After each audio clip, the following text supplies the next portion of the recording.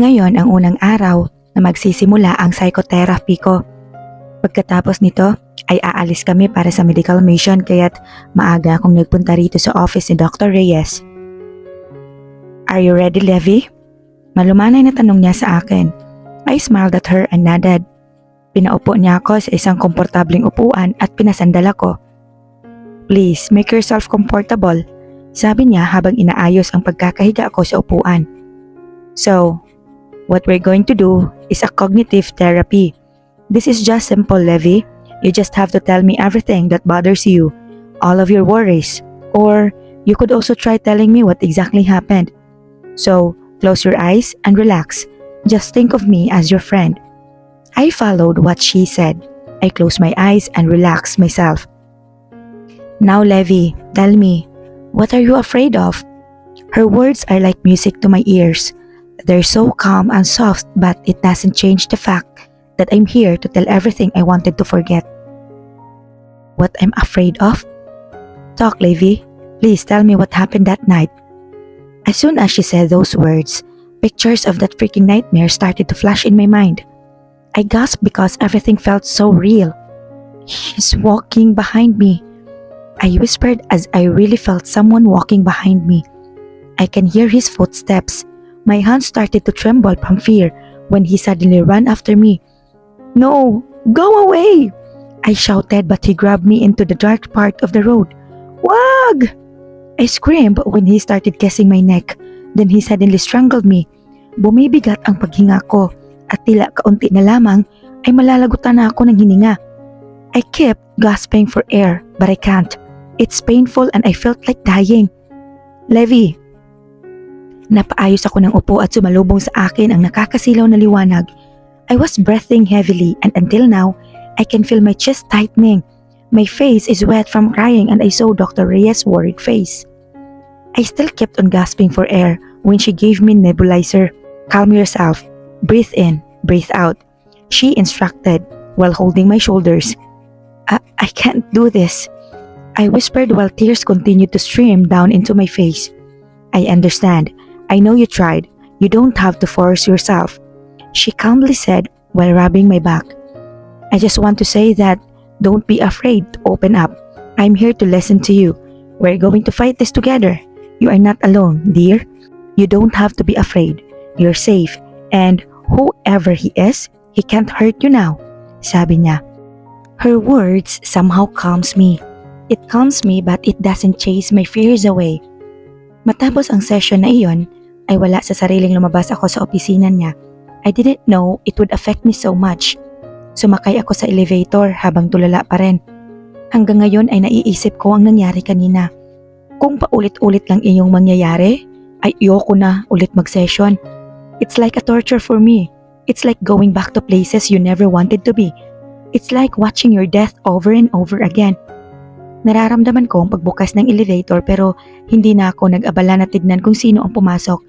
I'm just staring at emptiness, thinking, what should I do to overcome my fears? "Di ka ba lalabas?" Nabalik ako sa realidad nang marinig ang isang pamilyar na boses. Napaayos ako ng tayo at tumingin sa malamig niyang mga mata. "Mr. Rockford." I greeted him but he just looked at me boredly. "Get the fuck out and stop wasting my time." Napatingin ako sa pinto at na-realize na nasa ground floor na pala kami at nakabukas lang ang pinto dahil nahawakan niya ito. "Sorry," sabi ko at tinalikuran na siya.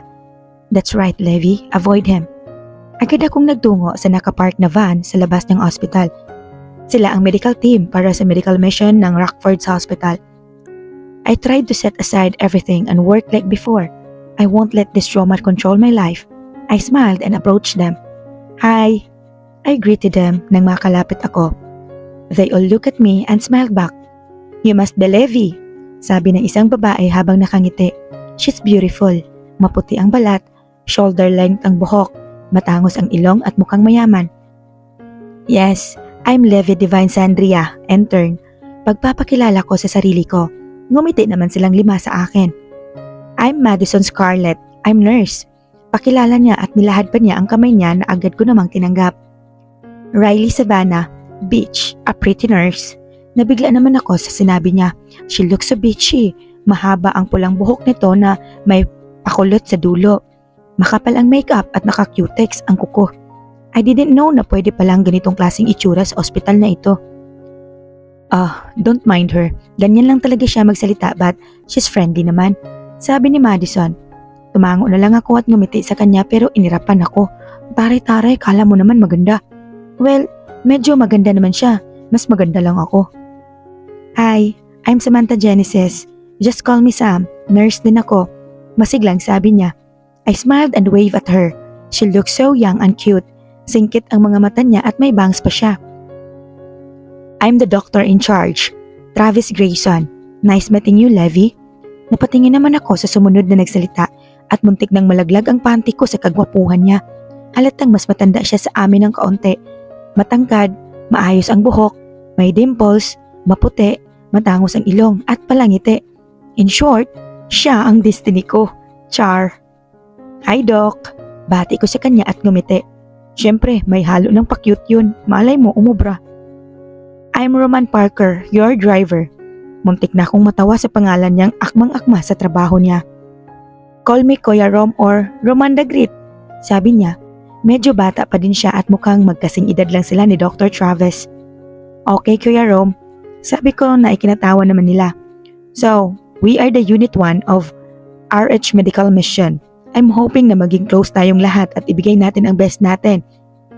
Sabi ni Dr. Travis kaya't ngumiti kami. Sure Doc, sagot naman namin. Anyway, let's go. Pagkasabi niya nun ay sabay-sabay na kaming pumasok sa loob ng sasakyan. Pagkarating namin sa destinasyon namin ay agad kaming nag-ayos ng mga gamit. Isa itong liblib na lugar ngunit parte pa rin ito ng Maynila. Pagdating pa lamang namin ay pila-pila na ang mga tao na nais magpakonsulta. Marahil ay na-inform na rin sila sa medical mission na ito. Maayos naman ang naging takbo ng lahat. Simpleng gawain lamang ang pinagawa sa akin. Mag-check ng BP, mag-interview at mag-abot ng gamot na nire-reseta ni Dr. Travis.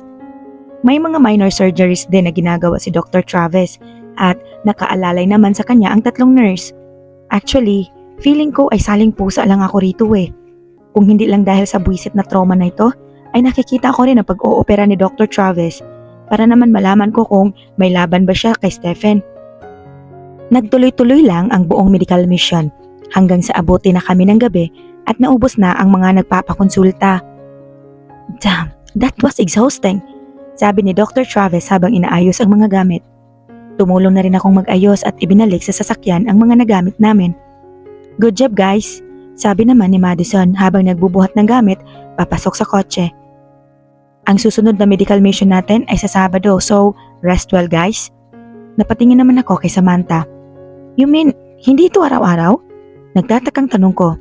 Gusto mo ba araw-araw? Mauna ka na. Sagot ni Riley. I just rolled my eyes on her. Am I even asking you? Iritang sabi ko. Lumalaban? Good, I like you. Sabi niya at inakbayan ako. You're weird. Sabi ko sa kanya habang naglalakad kami ng sabay papunta sa kotse. I know, bitch. Mataray naman na sagot niya. Umiling na lang ako at sumakay na kami sa kotse. Sa may pinakagilid ako, malapit sa bintana. At kung suswertein ka ba naman ay katabi ko pa si Dr. Travis. Wala nang umimik sa amin pagkasakay namin ng kotse dahil sa pagod. Sumandal na lang ako sa may bintana habang nakatanaw sa labas. Ang ilan ay nakatulog na, samantalang ang iba ay nagsiselfone lang. Si Dr. Travis naman ay nakapikit lang. Madilim na sa labas ngunit nagbibigay ng liwanag ang mga street light at ilang establishment na nadaraanan namin. Medyo malayo ito mula sa Rockford Hospital at medyo tago. Hanggang sa unti-unting nawawala ang street lights, napalitan ito ng matataas na puno at wala na ring establishments. Wala na ring masyadong sasakyan na nagdadaan. Help! I screamed. Shit! I cursed at tinakpan ang tenga ko. I can even hear my own voice asking for help. Pinikit ko ang mga mata ko at pilit na kinalma ang sarili ko, but wrong move dahil nag-flash sa utak ko ang imahe ng gabing iyon. I unconsciously held Dr. Travis' arms because of fear. Naramdaman ko naman ang paggalaw niya, but I focused on controlling myself. Nang maramdaman ko na kinakapos na ako ng hininga, ay agad akong nagdilat. Damn, it's attacking again. Are you okay? Nag-aalalang tanong ni Dr. Travis. Hindi ko na siya pinansin at agad na kinuha sa bag ko ang gamot na binigay ni Dr. Reyes kanina. My hands are still trembling, but I managed to take my pill. Inabutan naman ako ni Dr. Travis ng tubig. After a few seconds, nararamdaman ko na ang pagkalma ng sistema ko. Huminga ako ng malalim at tumingin kay Dr. Travis. Thanks, Doc. Sabi ko at binalik ang tubig sa kanya. He just stared at me at agad na hinablot ang lalagyan ng gamot na hawak ko. I'm shocked and speechless sa ginawa niya. Anti-anxiety? Tanong niya matapos mabasa ang pangalan ng gamot. Do you have trauma or phobia? Do you have PTSD? Sunod-sunod na tanong niya. Napatingin naman ako sa ibang kasama namin. Ang dalawa ay natutulog ngunit si Riley ay nakatingin sa amin at tila naghihintay rin ng sagot ko. I have PTSD. Sagot ko na ikinabigla nilang dalawa. OMG! How the hell did you become nurse if you have that mental illness? Tanong ni Riley. Watch your mouth, Riley. May pagbabantang sabi ni Dr. Travis. She just rolled her eyes. I sighed and looked at them. Actually, nitong nakaraang linggo lang ako nagkaroon nito because of some traumatic experience. Na-terminate na ako nung una, but they decided to just let me join the medical mission team and I'm undergoing therapy. I'm sorry if I didn't tell you. Malungkot na sabi ko but Dr. Travis just pat my shoulder. That's okay. Alam na pala ng admin so no need to worry. Can you tell us what triggers your trauma para maiwasan natin? Tanong niya. Damn, sana lahat ng lalaki kaugali niya. As for now, darkness and blood triggers it. Sagot ko sa kanya. He just smiled and nodded. Will help you. He sincerely said. Thanks, Doc. Sagot ko sa kanya. Just call me Travis if we're not working. Sure, Travis. Ngumiti siya at ginulo ang aking buhok. He's kind. Marami-rami pa palang gwapong mabait ngayon. Damn, pahingi naman ng isa. 2 weeks have passed. Same routine, therapy to medical mission. 2 linggo na ang lumipas ay wala pa ring improvement sa therapy ko. Gabi-gabi pa rin akong binabangungot at halos araw-araw inaatake ng panic attacks. I'm getting used to it dahil madalas naman ay naagapan ko pero may time talaga na feeling ko ay hindi ko na kaya. I'm really struggling and I don't know when will this end. Sa medical mission ay wala namang bago. Kada labas namin ay paiba-iba kami ng lugar pinupuntahan. Naging close na rin kami lahat although thrice a week lang kaming lumabas. Kapag walang medical mission ay minsan nagsa-sideline ako. Minsan naman ay tambay mode lang talaga ako sa bahay. At ngayong araw na ito, I decided to visit Rio. Ngayon lang ata ako nagkaroon ng lakas ng loob magpakita sa kanya after what happened. Pinili kong bumisita sa kanya ng gabi dahil baka maabutan ko lang doon si Magenta at masampal-sampal ko siya ng paulit-ulit. Ngayon ay nandito na ako sa labas ng kanyang pintuan. I breathed deeply and decided to enter. Naabutan ko siyang natutulog. I smiled and walked towards her. Umupo ako sa gilid ng kanyang kama at pinagmamasdan ang malaanghel niyang mukha. I'm sorry baby. Sa tingin ko ay hindi na magpapakita ang mga magulang mo. I love you Rio. I whispered and caressed her cheeks. Ate Liv? Nagdilat siya ng mata at agad nagtama ang aming paningin. Bigla siyang humikbi at unti-unting tumulo ang luha niya. Umupo rin siya at lumapit sa akin. Why are you crying? I'm sorry baby. Sabi ko habang hinahaplos ang buhok niya. Ate Liv, I missed you. Akala ko hindi ka na magpapakita sa akin. Promise, hindi na ako mag-vomit ng blood. Huwag mo na ulit ako iiwan na. Sabi niya habang umiiyak. I felt my tear escape from my eyes on what she said. No baby, may inayos lang si ate and it's not your fault. Don't cry. Sabi ko at niyakap ko siya. I love you ate. She said and hugged me back. I tried not to sob and silently cried while she's hugging me. God, can you just take away all the pain she's feeling? She's so precious. She don't deserve this. I love you too, Rio. I answered and kissed her forehead. Can you promise ate na magpapagaling ka? Nalalaban ka? I said while showing her my pinky finger. Promise ate, she said and made a pinky promise with me. Inalalayan ko siyang humiga at tumabi sa kanya. I hummed while caressing her hair. And after a few minutes, she's already sleeping. I wiped her tears and kissed her again on forehead. You'll overcome this, Rio. We will fight together. Napagpasyahan ko munang bumili ng makakain dahil Bala kong dito matulog at bantayan magdamag si Rio. I just want to let her feel na may kasama siya. Lumabas ako sa kwarto niya at nasa labi pa lamang ako nang tumunog ang intercom. Attention, code blue, emergency patient arriving in 2 minutes. I repeat, code blue. Agad na dumating ang mga code team sa labi upang hintayin ang pagdating ng ambulansya. Nakita ko si Stephen pero parang hindi niya ako napansin dahil abala sila sa paghihintay ng parating na ambulansya. Ilang minuto pa ay dumating na ang ambulansya. Samantalang ako ay nakatayo lamang malapit sa kanila. I know I have to get out of here bago pa ako makakita ng dugo. I was about to take one step away when I saw who's the emergency patient they're talking about. Naramdaman ko ang pagbilis ng tibok ng puso ko habang pinagmamasdan siya na nakahiga sa stretcher, soaked with blood. Nakita ko ang pagkataranta ng mga doktor nang makita kung sino ang pasyente. Dumaan sila sa harap ko and our eyes met. Duguan siya but he's still conscious. Sa hindi malamang dahilan ay nakisabay ako sa pagtakbo nila. I don't even know why I'm so worried and why does my heart saying him bloody.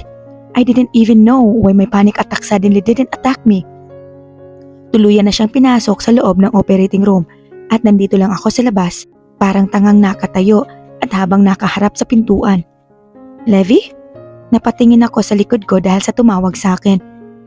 Jack Frost? What happened? I asked him. I can still feel my heart beating so damn fast and I'm so damn worried. He's shut. Damn. He looks frustrated. He keeps on brushing his hair and it looks like he's worried also. I walk closer to him and tap his shoulder. He will be okay, I said. He just nodded and sighed. Ilang minuto pang lumipas, pabalik-balik kami ni Jack sa paglalakad at hindi mapakali nang biglang bumukas ang pinto at tumambad si Stephen. Agad kaming lumapit sa kanya at mukhang nagulat siya nang makita ako. Ligtas na si Mr. Rockford. Ililipat na namin siya sa VIP room.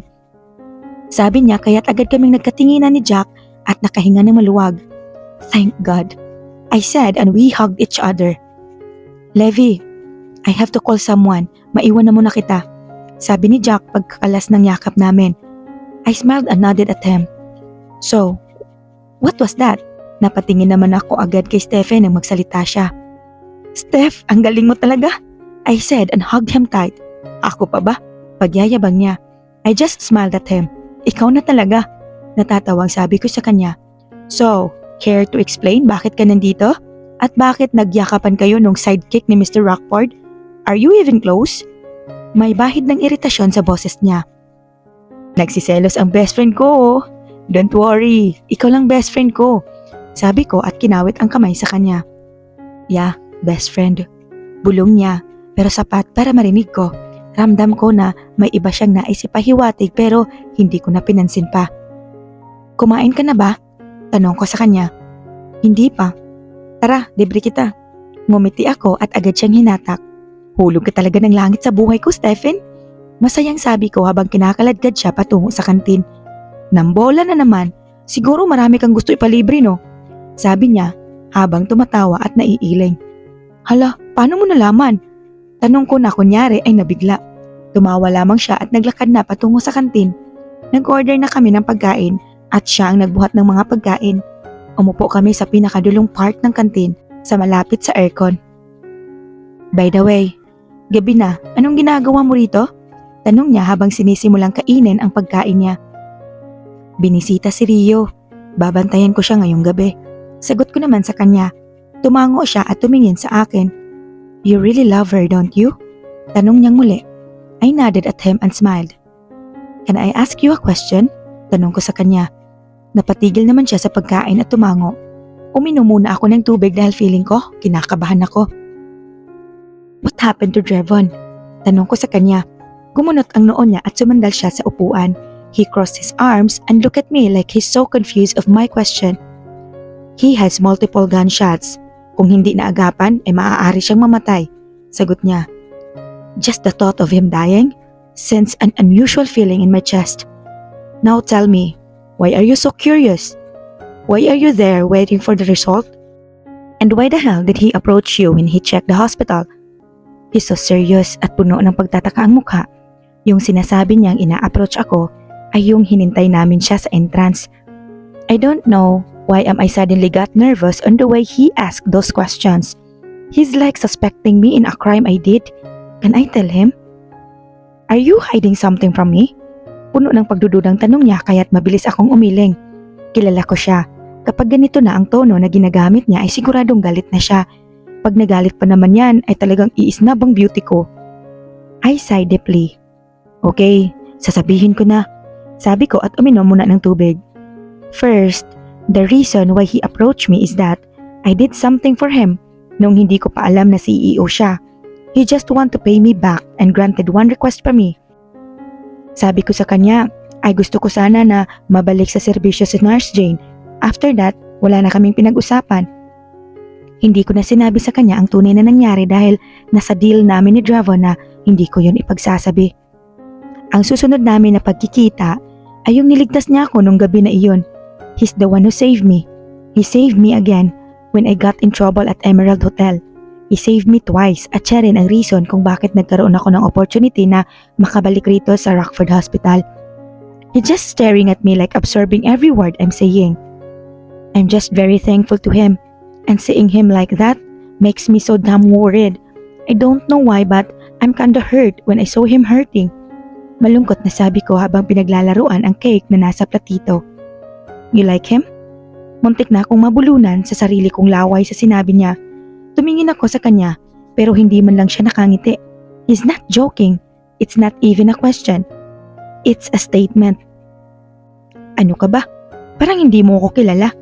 Kada naman may gwapo at mabait. Nagugustuhan ko agad. Sabi ko habang tumatawa at inirapan ko siya. But he's not even bothered. He didn't even smile at all. But not the way you like him. You like him. The rest are just infatuations. I stared at him trying to absorb everything he said. Do I like Drevon? Maybe I'm just thankful towards him. Nothing more, nothing less. He saved my life. That's why I cared. And besides, I can't like him. He's a freaking mafia boss and I'm just a human being who can't even fight for my own life. I sighed deeply before I answered him. Nung malaman mo na may nangyari sa akin, nag-alala ka ba sa akin? Tanong ko sa kanya. Kumunot ang noon niya, umayos ng upo. Of course, tinatanong pa ba yan? Inis na sabi niya. So, do you like me? Seryosong tanong ko sa kanya. I stared at him and I saw him stilled. Napansin ko na namula ang tenga niya at lumunok siya ng sunod-sunod. What are you saying? Tanong niya habang iniiwasan ang tingin ko. What am I trying to say is, hindi porket nag-aalala ang isang tao, may gusto na siya rito, di ba? Thankful lang ako sa kanya, wag mo nalagyan ng mali siya. Sabi ko sabay iwas ng tingin. Yup, I can't like him. He's out of my league. Okay then, nagkibit balikat na lang siya at nagpatuloy sa pagkain.